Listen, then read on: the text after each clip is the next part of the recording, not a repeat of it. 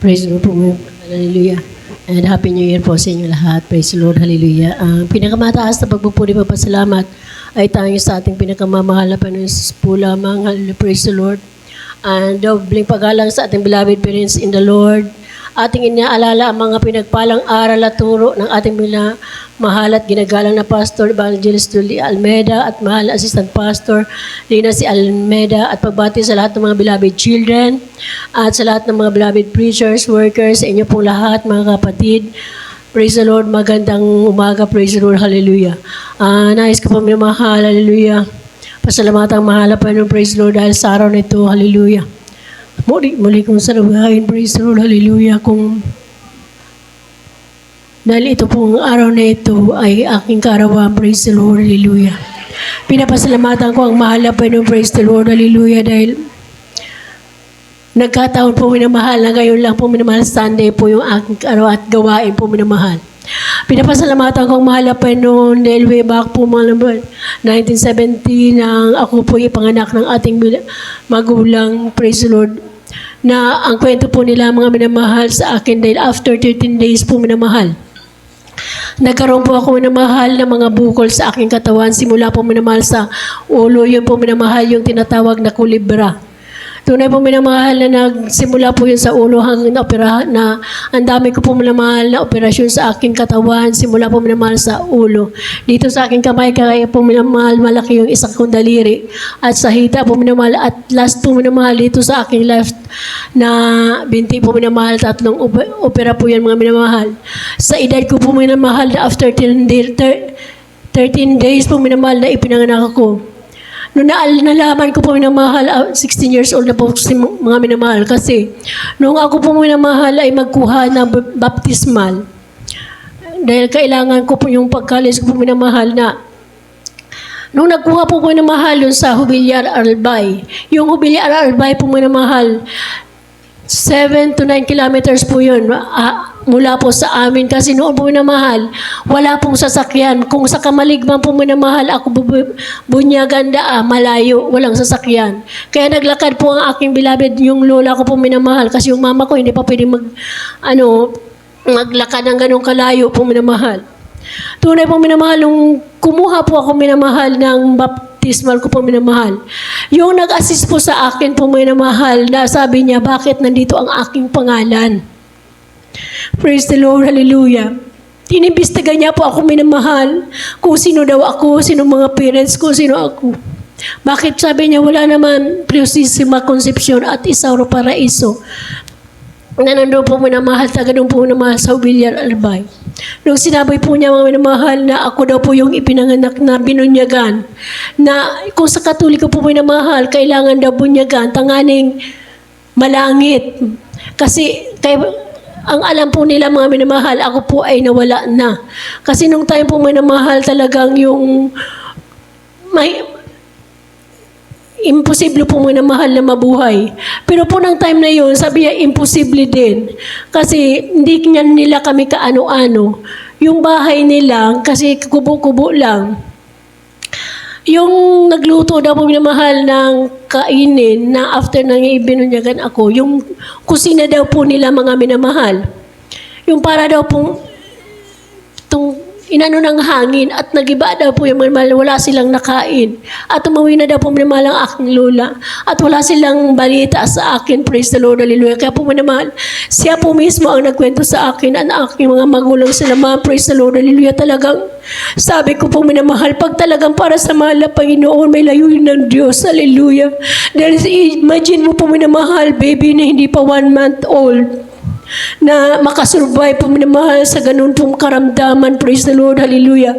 Dahil nung naoperahan po ako minamahal sa aking paa, yung doon sa hospital po daw po minamahal na yung nilalagyan ng yung inunan, punong-puno daw yun doon yung sorry po sa mga kumakain, yung nana po minamahal.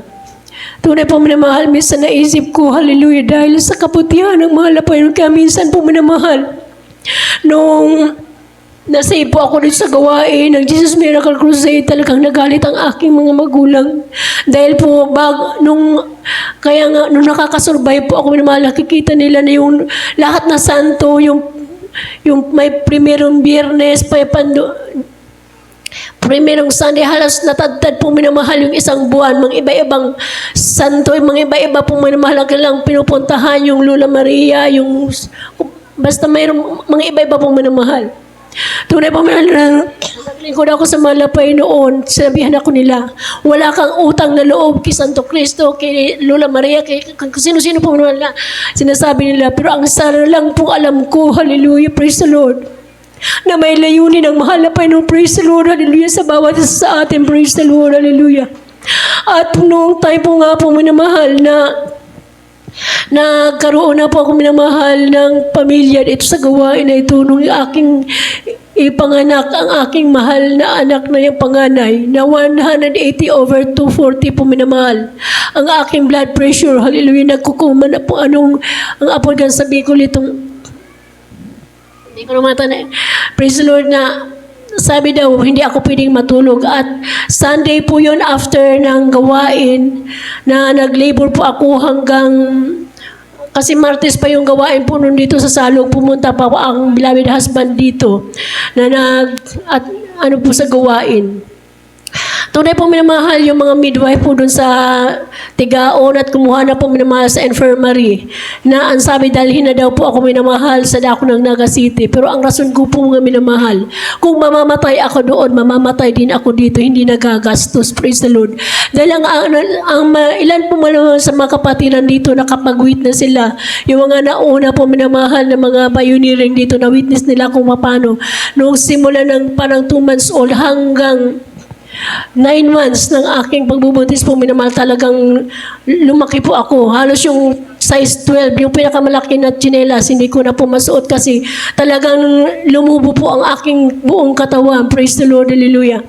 Pero po minamahal sa imalang kaparaanan, praise the Lord, hallelujah.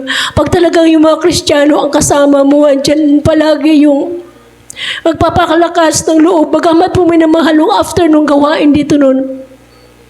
Yung kasama pong isang kumadro na dito na may kuring.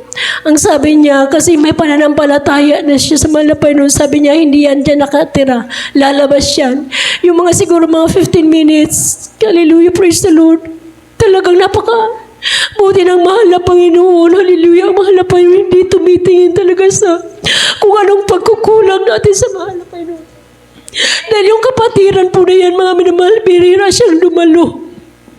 Pero ang sabi niya, ginano niya, nag-hallelujah, praise the Lord siya, hinahawakan yung kamay ko, yung parang nagbibigay sa akin ng kalakasan yung praise the Lord, hallelujah, na after 15 minutes po minamahal, hallelujah, talagang ipinanganak ko yung normal, praise the Lord, hallelujah.